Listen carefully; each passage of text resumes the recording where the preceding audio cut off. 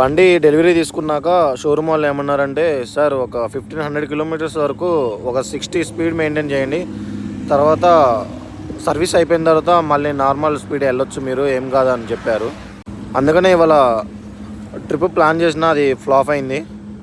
అది ఇక సూర్యాపేట వచ్చిన క్రూజ్ కంట్రోల్ వాడుతున్నా నేను. ఇది వచ్చేసి క్రూజ్ కంట్రోల్ అనమాట. ఎంత స్పీడ్లో వెళ్ళి అంత లాక్ వేస్తే పడిపోద్ది. ఈ క్రూజ్ కంట్రోల్ చాలా బెనిఫిట్.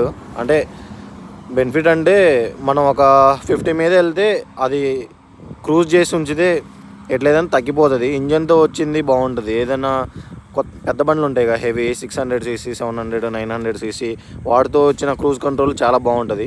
ఇది ఏంటంటే ఈ ఆన్లైన్లో థర్డ్ పార్టీ కాబట్టి ఎంత వర్క్ షోరూమ్తో వచ్చిన మంచి సీసీతో వచ్చిన వెహికల్ క్రూజ్ కంట్రోల్ అయితే చాలా యూజ్ ఉంటాయి, చాలా బాగుంటాయి.